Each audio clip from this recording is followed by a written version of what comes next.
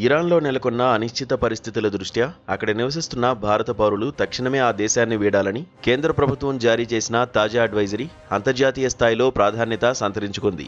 America, Iran మధ్య 2 వారాల తాత్కాలిక కాల్పుల విరమణ ఒప్పందం కుదిరినప్పటికీ భారత విదేశాంగ శాఖ ఇంతటి కఠిన నిర్ణయం తీసుకోవడం వెనుక లోతైన భౌగోళిక రాజకీయ వ్యూహాలు దాగున్నాయి. ప్రస్తుతం యుద్ధం తాత్కాలికంగా ఆగిన ఈ సమయాన్ని ఒక సురక్షిత విండోగా భారత్ భావిస్తోంది. ఎందుకంటే భవిష్యత్తులో పరిస్థితులు ఎప్పుడు తలకిందులవుతాయో ఊహించడం కష్టం.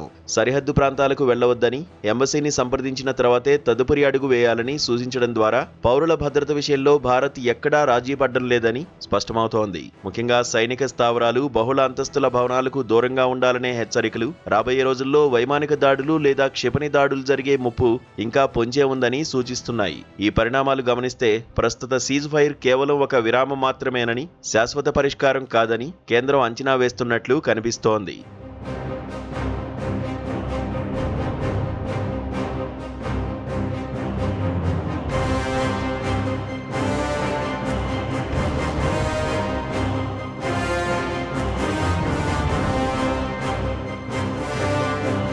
భారత్ ఈ స్థాయిలో అప్రమత్తం కావడానికి ప్రధాన కారణం అంతర్జాతీయ దౌత్య సమీకరణాల్లోని అస్థిరతే అని విశ్లేషకులు భావిస్తున్నారు. కాల్పుల విరమణ ఒప్పందం అమల్లో ఉన్నప్పటికీ క్షేత్రస్థాయిలో ఉద్రిక్తతలు తగ్గకపోవడం, ఏ క్షణమైనా ఈ ఒప్పందం బ్రేక్ అయ్యే అవకాశాలు ఉండడం ఆందోళన కలిగిస్తోంది.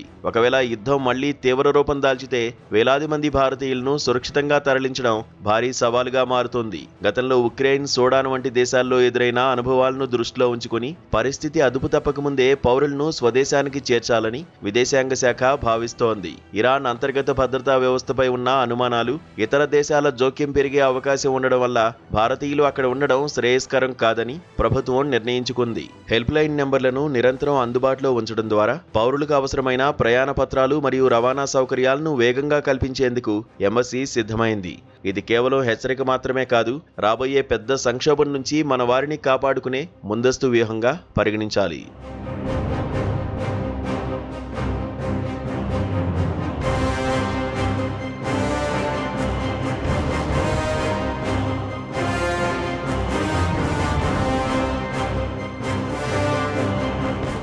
భారత ప్రభుత్వం కేవలం భద్రత కోణంలోనే కాకుండా అంతర్జాతీయ నిఘా వర్గాల సమాచారం ఆధారంగానే ఈ నిర్ణయం తీసుకున్నట్లు విశ్లేషణలు వెలువడుతున్నాయి. సీజ్ ఫైర్ ముగిసిన తర్వాత ఇరాన్పై మరింత తీవ్రమైన దాడులు జరిగే అవకాశముందని, లేదా ఆ దేశంపై ఆంక్షలు కఠినతరం కావచ్చని భారత్ ముందే ఊహిస్తోంది. ఇరాన్ కీలక మౌలిక సదుపాయాలను లక్ష్యంగా చేసుకుని దాడులు జరిగితే అక్కడ నిత్యావసరాల కొరత, సమాచార వ్యవస్థలు దెబ్బతినే ప్రమాదం ఉంది. అందుకే విమాన సర్వీసులు అందుబాటులో ఉన్నప్పుడే, సాధారణ ప్రయాణాలు సాధ్యమైనప్పుడే పౌరులు బయటపడడం ఉత్తమమని కేంద్రం భావిస్తోంది. అనవసర ప్రయాణాలు మానుకోవాలని, ఇళ్లకే పరిమితం కావాలని కోరడం ద్వారా ప్రాణ నష్టాన్ని నివారించడమే ప్రథమ కర్తవ్యంగా పెట్టుకుంది. భారత్ తన పౌరుల క్షేమం కోసం తీసుకుంటున్న ఈ చర్యలు మధ్యప్రాచ్యంలో నెలకొన్న యుద్ధ మేఘాలు ఎంత భయంకరంగా ఉన్నాయో తెలియజేస్తున్నాయి.